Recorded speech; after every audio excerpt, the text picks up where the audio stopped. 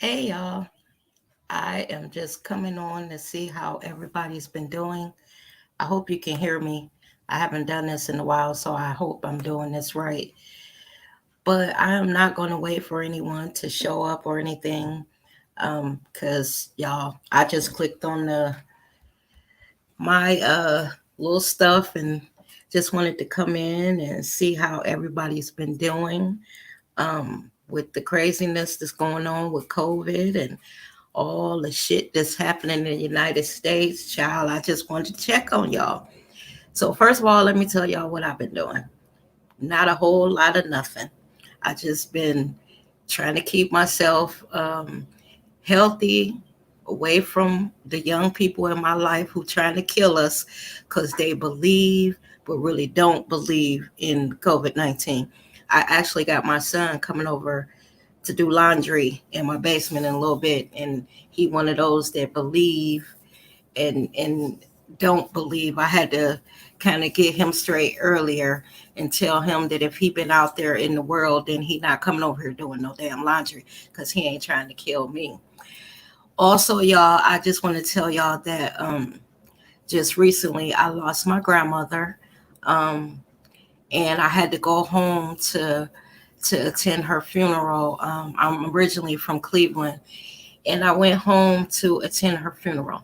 My grandmother was 94 years old. She lived a big, long, full life. She had 12 kids. Y'all can imagine how many cousins that I have and extended family members and all of that. Even though, it was sad to lose my grandmother, I know that she's in a better place, and I know that she was tired and she was ready to go home. My grandmother always used to tell me when we sat down to talk that everybody that she knew when she was younger is gone, and that she had outlived everybody, and that she didn't have anybody to reminisce with and talk about old times. So, she was missing her siblings, her mother, her husband, and all that, and she was ready to go. So, even though I'm sad for us, I'm happy for her. Now, y'all, let's just get to all the shit that's been going on in the country. Y'all brain dead as president. Lord, can it get any worse, y'all? Can it get any worse? The latest is this fool is trying to open back up schools. Now, y'all know that I don't have no kids in school. My son is 33, my daughter is 24. But if I had some kids that were school age, I would not send them back to school. Now, here is why I wouldn't send them back. The White House is not doing tours. These congressmen and senators, their offices are closed. Even 45s, you know, golf places or whatever the shit he owns, all that shit is closed. So until they open up their shit and let people walk through, why should we be jeopardizing kids, y'all? Because even though they say kids don't get it as quickly as adults do, they're still getting it. They got babies that died, little kids that's 5 and 6 years old that have died. So why would we even think about putting kids in harm's way? Also, too, y'all, they said that, once you get this virus, that you can have complications like for the rest of your life with your lungs and your vital organs. So think about it. If we put little kids in school and they get it, and then, for the rest of their lives, they have to suffer with breathing problems or problems with their organs and stuff, why would we even want to do that? I mean, really, like they are our future, little kids are. Um, I just don't get it. But that just show you how stupid this fool is that inhabits the White House. I call it that I call him that thing in the White House because he don't even act like he human, y'all. And isn't it weird that everybody that's around him, or not everybody, but a lot of people that's around him get it, and he does not get it? Now, y'all, he been looking pretty bad here lately, so I don't know. But I just find it odd that all these people that he comes in contact with, and he doesn't even have a sneeze, a cough, or anything. I can't stand him, his corrupt ass kids, nobody in his administration. Y'all, I'm just like those people who say, if I gotta crawl over broken glass, whatever I gotta do come November, I'm gonna be the first one at this school down the street from me getting my vote in, because we gotta get him out. The only thing that really trips me out about this is that look at all the months that we still have left for him to fuck shit up, y'all. Look at all the months. And don't forget his, y'all, I'm on a cussing spree today.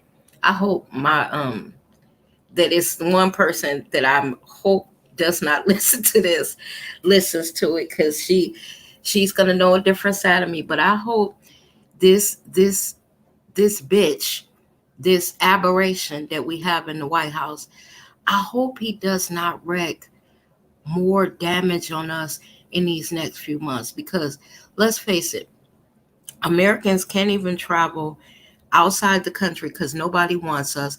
Mexico even done closed their damn border. You know, he was talking about closing the border to them. And isn't it funny that they ended up having to close their border to us? Canada ain't fucking with us. Half the world can't stand us because of him. It's ridiculous, y'all. I want to ask y'all a question. It's weird. So, if you met someone and they told you that they had COVID-19 earlier this year, would y'all risk dating them? And here's why I ask, because I have been on these dating sites. I met a couple nice people, a couple decent guys, but just recently I met someone that I like his conversation and I like all that. And the first thing he told me when I started talking to him is that he had it. He explained to me everything that he had gone through. He said that he worked at a hospital, and he is 100% sure that he got it while he was working there. He told me how he found out he got it and what it was like to have it and all that he went through. Now, as y'all can imagine, after he was telling me all that, I was thinking to myself, oh shit, I don't know about this, because y'all, I'm a little bit scared. He's not bad looking, he's intelligent, all the stuff, blah blah blah. But I don't know, y'all. I might have to kick him to the curb, because from what I'm understanding, they can test negative and then a couple months later test positive again. And that's the part that scared me. So my question to y'all is this: would y'all chance dating somebody who had COVID in the past? I mean, like in the last, I think he said that he tested negative twice since March. I guess, you know, I guess the CDC follows up with them, or whoever, the health department or whatever, follows up with them, and they have to keep getting tested.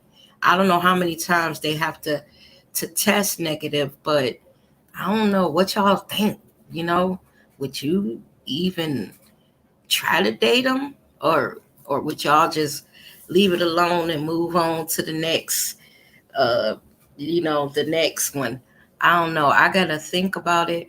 I wouldn't just cut him off. I would explain to him, that I have underlying health issues. Y'all, I'm diabetic and I also have pancreatitis. So um basically my diabetes has affected my pancreas. So I am a little worried about being exposed to someone who had it, could have it, or anything. I have pretty much, other than going to my grandmother's funeral, pretty much been in the house since my birthday, which was back in March. My birthday was actually March 10th. Other than going out for like stuff that I need, or, just a couple things that I want, I work from home. So I pretty much been in the house keeping myself COVID free. So Y'all, I don't want to endanger my health trying to get a man. So even if you don't comment now, drop down in my comments when I end this, because I'm not going to be on here too long. I just wanted to check in with y'all because I haven't been doing videos. I really haven't had much to say because 2020, y'all, it ain't been good. I started this year off with all these high hopes. I'm gonna get back out there. I'm gonna start dating. I'm gonna have some fun. I'm gonna do this. I'm gonna do that. And this damn year has been twisted since it started. Every freaking thing. Hey Raymond, every freaking thing that could go wrong this year has gone wrong. It is ridiculous. It put a complete hitch in all my freaking dating plans. Cause now when you date, you almost need to ask him, can we go get COVID-19 tests and swap the results? Because I don't, like I said, I don't want to get jacked up trying to date and shit, y'all. That would be messed up. I'm dying trying to get a man. That would be crazy. But I just wanted to tell y'all, because again, I'm not gonna be on here long. I just want to tell y'all to stay safe. I know it's still a whole bunch of stuff going on with police and how they treating brothers and sisters. I've watched these marches and demonstrations all across the country. And y'all, these police have been showing their natural asses. But one thing that I guess that's good that came out of all this is that for the first time in forever, people are believing black people.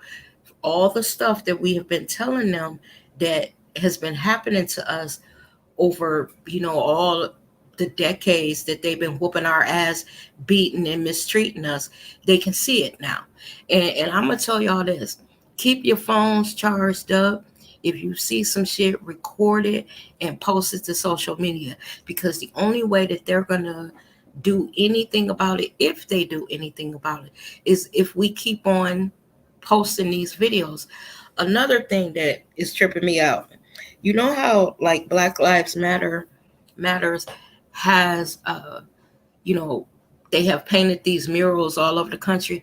Doesn't it piss y'all off when these white people go behind them and pour paint on it or deface it? It's almost like, because we are saying that our lives matter. They always want to say, well, all lives matter. We never said that nobody else's lives matter. What we're saying is we are taking responsibility for our own lives, that we are putting the world on notice that we want our lives to matter too. To show you how racist America is, the very fact that we are now standing up and fighting for ourselves. Like I post everywhere, we are not our parents, we are not our grandparents. It's a new day, and we're not taking the shit that our parents and grandparents took. Whenever I see that all lives matter, that's what I put. It's almost like they trying to make Black Lives Matter seem like it's some type of racist, uh, you know, just terrible group. The whole point of it is because we were being killed. We were being disrespected by the police. We were being beat by the police. Y'all know how they treat us when they pull us over, myself included. I think I posted on here the story of what happened to me with a police officer. Years ago when my daughter was like 2 years old.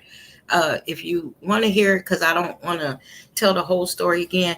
I think it's called My Experience with the Police or something. Y'all, it was horrifying. The fucking police officer pulled a gun on me in my because he made an illegal left turn, and I almost ran into him because I didn't anticipate him making that illegal left turn. Child, he got out the car, ran all up to my car with a gun out, beating on my window with the gun, and I had a 2-year-old in a car seat in the back seat. I was driving. My guy, he was in the passenger seat. I picked him up from work that day because We were down to one car. His car was in the shop. So I was driving my car. And I believe that if my guy hadn't told me to not open the door, because the police officer was trying to get me to get out the car, and he had a freaking gun pointed at me. I'm thinking, what the hell? You're in the wrong, not me. I'm trying to prevent myself from running into you. But it goes all the way back to that. I have been in the car with, black men that I've had in my life, and police pull them over, and they are so fucking disrespectful. And as a woman, whether it be your man, your brother, your uncle, your father, or whatever, to sit there and listen to a man, a black man, be disrespected like that, and he has to keep saying, no, sir, no, sir, no, officer. You hurt for them.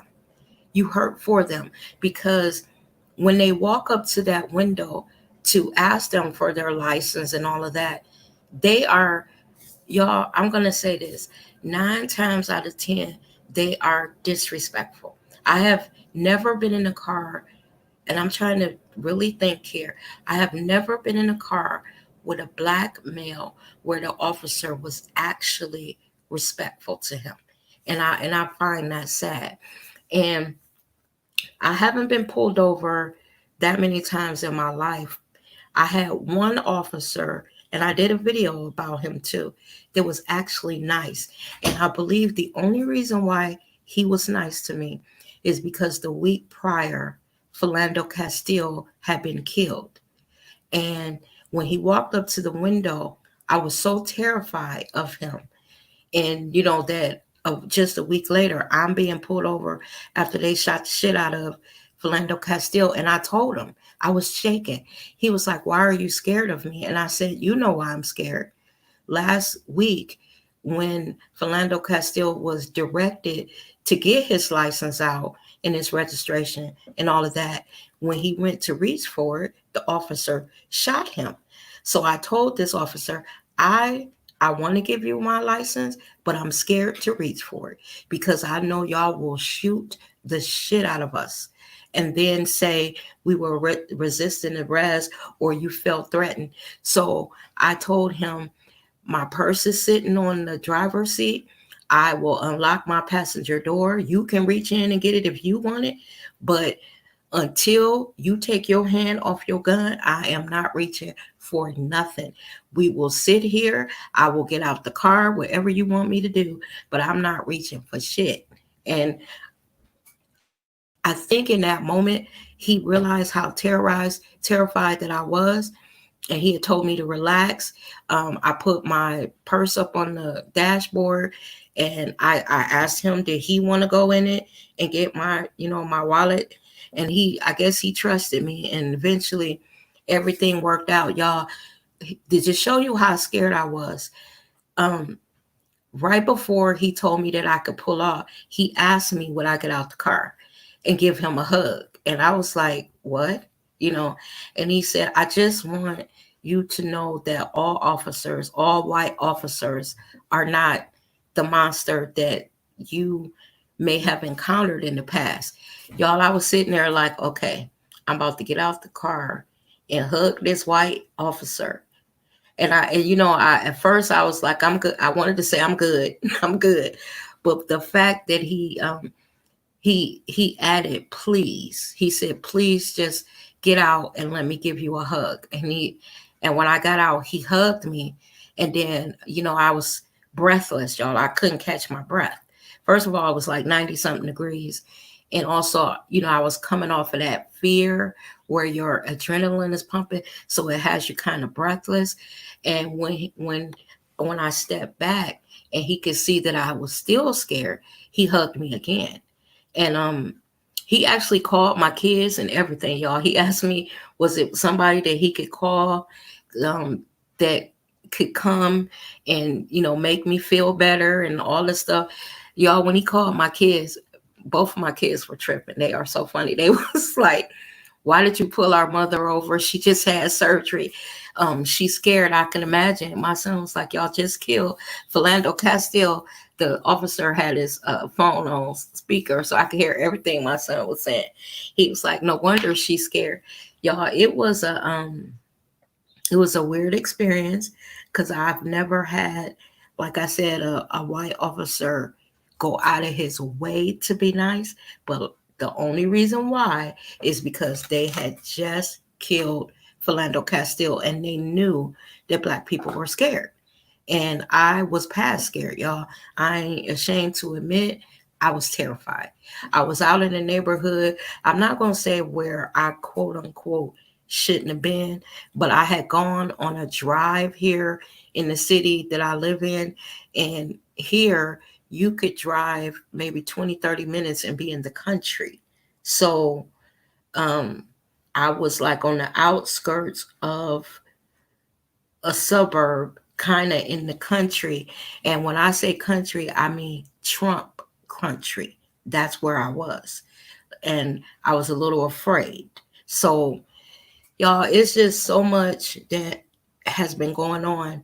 And like I said, my son is on his way over here to do laundry. You know, you come to mom's house and do it for free instead of doing it at your apartment. But I just wanted to check in and make sure all of y'all are good and tell y'all to stay safe and please register to vote so we can get that aberration that's in the White House out. And that's pretty much it, y'all. I'm about to get back to my day. Y'all, I have I should add this. My kids keep telling me to do this. I don't know if y'all know that I make candles. If you look at my video that is about 2 videos ago or 1 video ago, I got pictures of some of the candles that I make. I have a website. I have all that listed in the comment section.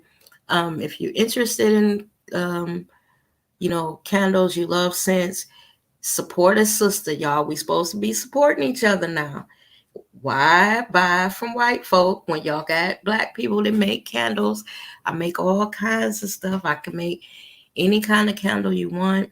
Go look at my website. I'm advertising for myself. I usually don't do this because I just hate to bother people. I know how I can't stand Avon women and those Mary Kay women, y'all. So I always vowed that I would not be one of those. But my kids were like, well, how do you expect to be selling shit if you're not telling people? I was like, well, I was just hoping they would find me. I don't want to be bothering people. But that's it, y'all. Take care. I love all of y'all. Y'all my family. And I'm about to get out of here and wait for my child to get here. Y'all take care now. Bye-bye.